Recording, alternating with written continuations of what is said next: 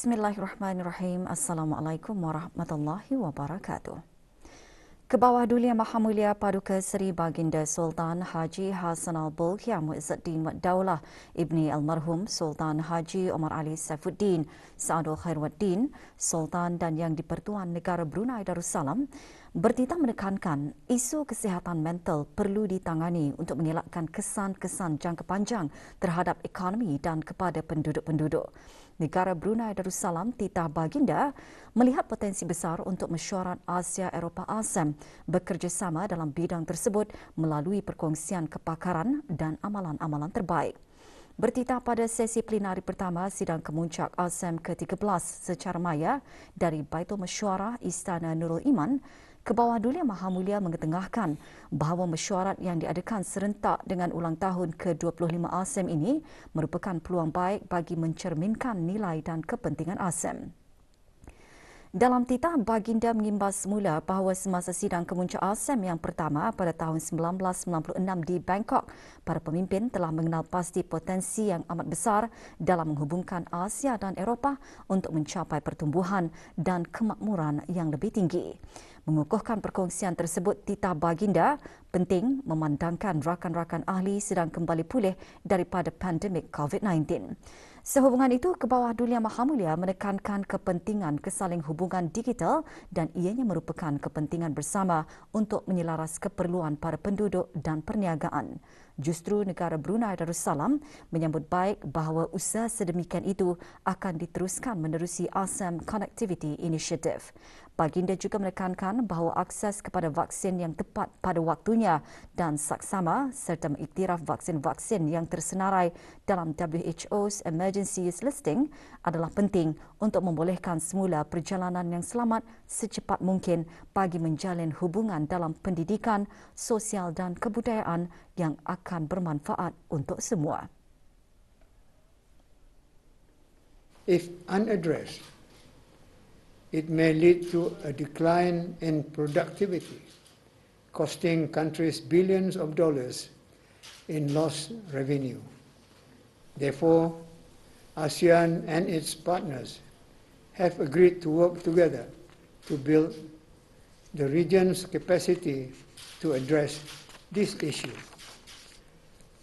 There is a huge potential for ASEAN to also cooperate in this area through the sharing of expertise and best practices.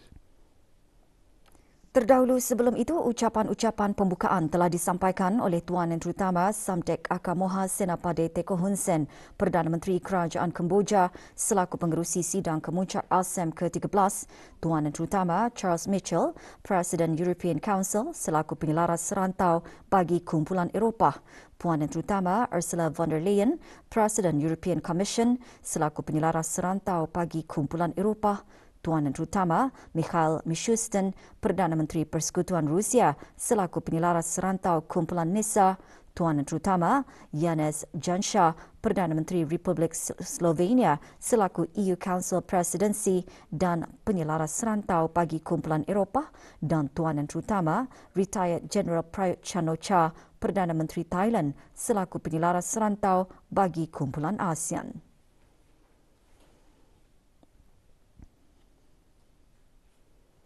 Dalam sidang kemuncak ini, para pemimpin juga telah mendengarkan kenyataan-kenyataan daripada pihak-pihak berkepentingan ASEM. Sesi pertama plenari berkenaan telah memfokuskan perbincangan mengenai peranan ASEM dalam meningkatkan multilateralisme ketika menghadapi cabaran-cabaran yang kompleks di samping rasa hormat, kefahaman dan kepercayaan di antara rakan-rakan ASEM melalui pengukuhan sistem perdagangan antarabangsa yang bersandarkan undang-undang serta kerjasama untuk mencapai pembangunan dan pertumbuhan mampan, khususnya dalam menangani agenda perubahan iklim dan memanfaatkan peluang-peluang kesaling hubungan digital.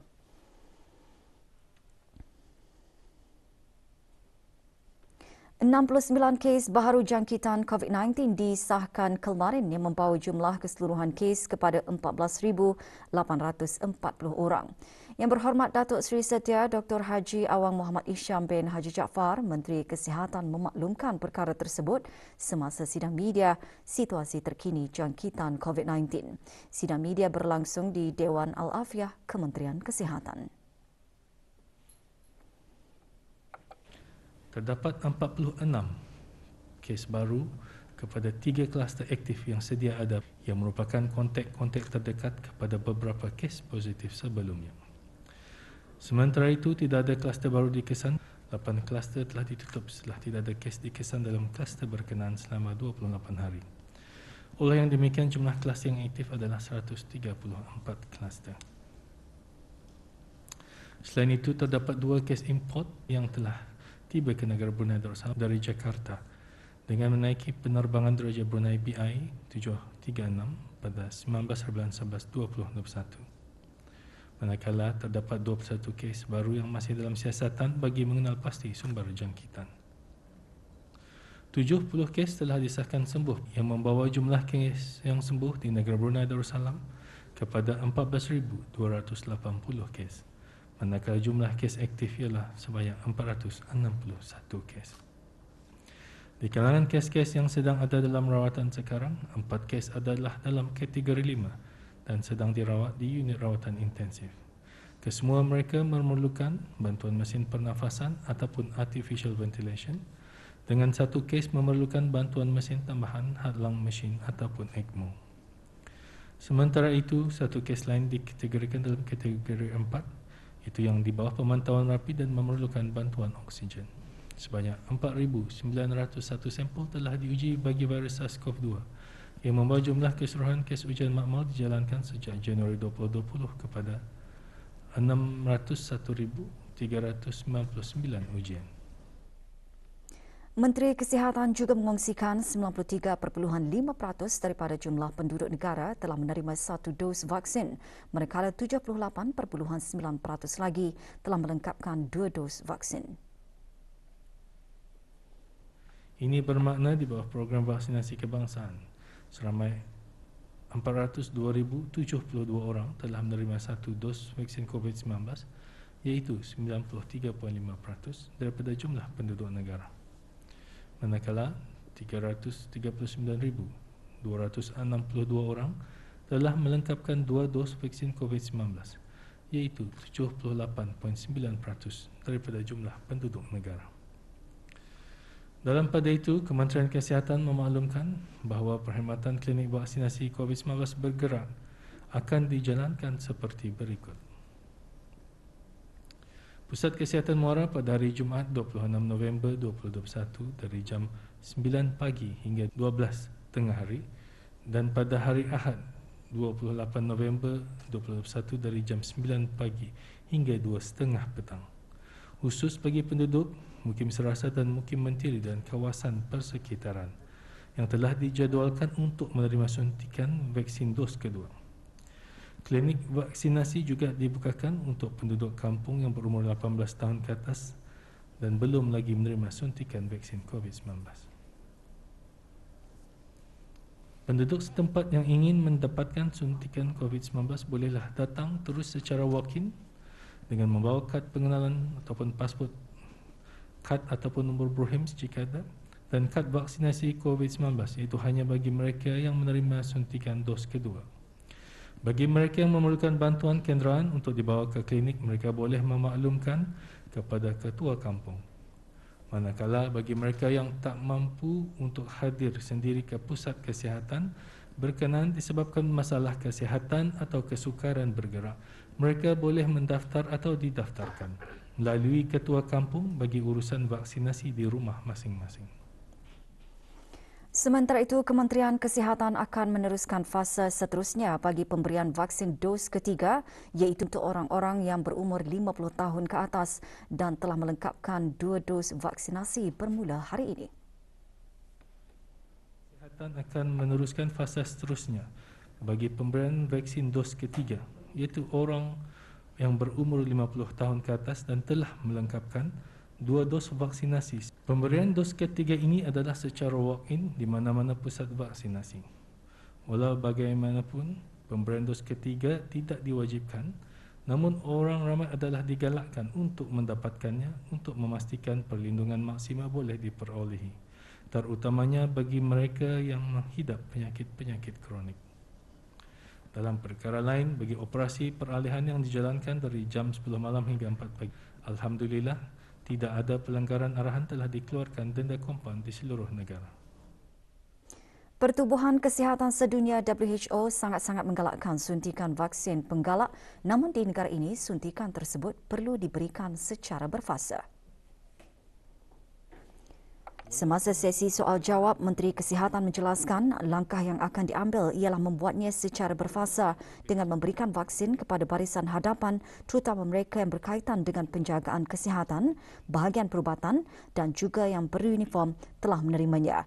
Fasa seterusnya ialah bagi mereka yang berusia 50 tahun ke atas, diikuti dengan mereka yang berumur 18 tahun ke atas.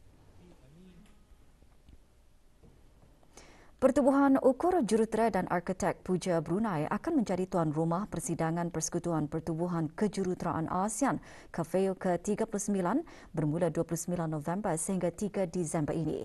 Sidang akan diadakan secara maya dan menghimpunkan badan-badan kejuruteraan profesional dari ASEAN. Perkara tersebut dikongsikan semasa sidang media KFEO 39.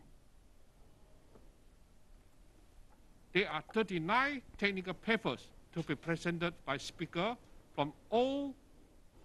Jurutera Chin Lee Tak selaku Setiausaha Agung Puja menjelaskan 39 kertas kerja teknikal akan disampaikan oleh para speaker dari 10 negara ASEAN termasuk India, Jepun dan Scotland, UK oleh para jurutera dan pelajar dari pelbagai bidang bagi kejuruteraan dan teknologi.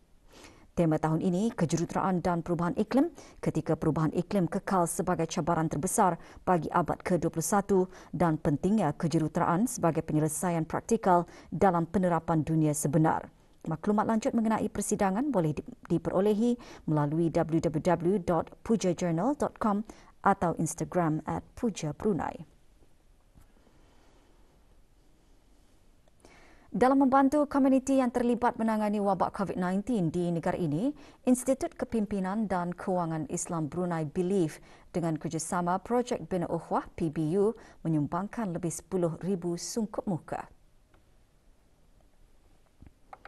Majlis penyampaian sumbangan berlangsung di Institut Kepimpinan, Inovasi dan Kemajuan ILIA Universiti Brunei Darussalam. Penyampaian disempurnakan oleh Dayang Hajah Sufinah binti Haji Sahad, penolong pengarah urusan perkembangan korporat Brunei Darussalam Central Bank BDCB selaku pemangku ketua pegawai eksekutif Believe. Sumbangan akan diagihkan kepada beberapa pasukan sukarelawan dan kecemasan, pusat hotline, kuarantin dan vaksinasi dan pekerja asing atas komitmen mereka semasa pandemik COVID-19. Hari Sukarelawan Antarabangsa disambut pada setiap 5 Disember. Ia bertujuan menghimpunkan penggiat aktiviti sukarela dalam sama-sama melaksanakan kerja-kerja sukarelawan di samping menghargai jasa dan sumbangan yang telah diberikan.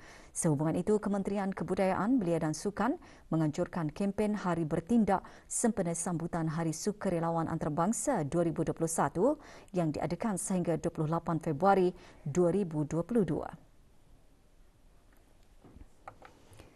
Kempen bermatlamat bagi mengadakan maraton kerja sukarela di keempat-empat daerah dengan penglibatan agensi kerajaan, swasta dan pergerakan-pergerakan bukan kerajaan. Pelaksanaan projek diadakan secara maya atau dalam talian melalui media sosial. Tahun ini, kempen Hari Bertindak mempunyai 9 kluster. Agensi-agensi kerajaan, swasta, pergerakan-pergerakan bukan kerajaan dan kumpulan-kumpulan belia yang berminat menyertainya bolehlah memuat turun aplikasi Mengalinga dan daftar sebagai organisasi. Maklumat lanjut hubungi pihak urus setia di talian 71600016 atau email ivdbn.gbs@gmail.com. Jabatan Perancang Bandar dan Desa Kementerian Pembangunan melancarkan perkhidmatan pembayaran secara dalam talian bagi beberapa perkhidmatan yang ditawarkan kepada orang ramai. Pelancarannya merupakan antara aktiviti sambutan Hari Perancangan Bandar Sedunia pada tahun ini dengan tema Optimizing ICT for Planning in a New Paradigm. Perkhidmatan dengan platform One Common Billing System OCBS ini diperkenalkan bagi memudahkan syarikat-syarikat guaman, juruukur tanah berlesen dan orang ramai untuk membuat pembayaran tanpa berurusan ke kaunter jabatan.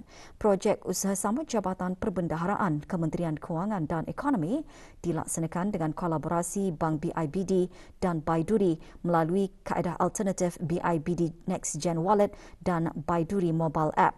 Antara perkhidmatan ditawarkan permohonan penyatuan atau pemecahan tanah dan strata, permohonan maklumat perancangan dan kemajuan IPK, pembelian buku, garis panduan dan pelan-pelan perancangan melalui sistem TCP eStore BN dan pembayaran kompaun di bawah bab 58 TCPO 2015.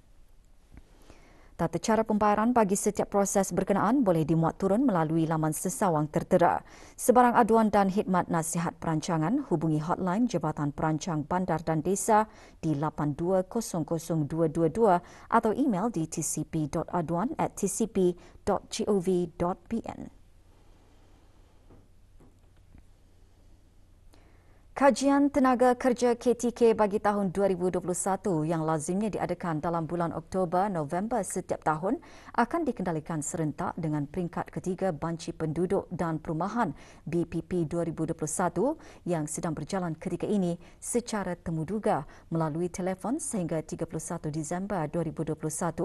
Jabatan Perancangan Ekonomi dan Statistik JPES Kementerian Kewangan dan Ekonomi dalam siaran medianya memaklumkan kaedah tersebut bagi memastikan kesinambungan penyusunan perangkaan tenaga kerja yang konsisten dari tahun ke tahun di samping mengurangkan beban respon isi rumah yang terlibat dalam peringkat ketiga BPP 2021 memandangkan temuduga bersemuka masih belum dapat dilaksanakan ketika ini. KTK 2021 akan melibatkan kira-kira 3,200 buah keluarga atau isi rumah terpilih sahaja di seluruh negara. Keluarga atau isi rumah terpilih juga akan diliputi bagi peringkat ketiga BPP 2021 yang akan diajukan soalan-soalan tambahan berkaitan ciri-ciri tenaga kerja untuk ahli-ahli yang berumur 15 tahun dan ke atas sahaja. Sementara itu, keluarga atau isi rumah terpilih tetapi telah selesai melengkapkan BPP 2021 semasa peringkat kedua e-sensus akan dihubungi semula untuk menetapkan perjanjian bagi menjalankan temuduga melalui telefon berkaitan KTK 2021. Ketua keluarga atau isi rumah boleh mengesahkan sama ada pegawai banci tersebut adalah yang dilantik oleh JPES dengan menghubungi hotline BPP 2021 dan talian Darussalam. Persidangan Persaingan ASEAN ke-9 akan berlangsung secara maya selama 2 hari bermula 1 Disember ini. Bertemakan melindungi persaingan respon pasca pandemik bagi pihak berkuasa persaingan ASEAN, persidangan antara lain membincangkan implikasi pandemik COVID-19 terhadap pasaran-pasaran ASEAN dan pentingnya peranan persaingan dalam pemulihan ekonomi serantau. Persidangan akan meliputi beberapa tajuk berkaitan mengekalkan pematuhan perniagaan dan meningkatkan kepentingan dasar persaingan bagi pengusaha mikro, kecil dan sederhana PMKS dalam era pasca pandemik, perubahan pesat ke arah ekonomi digital dan risiko terhadap penguatkuasaan persaingan dan mengukuhkan kerjasama dalam ramalan krisis masa depan. Persidangan akan dihoskan oleh Vietnam dan dihadiri oleh para penguatkuasa undang-undang persaingan dan pakar dari dalam dan luar rantau ini. Dapatkan maklumat lanjut mengenai persidangan melalui laman sesawang AEGC.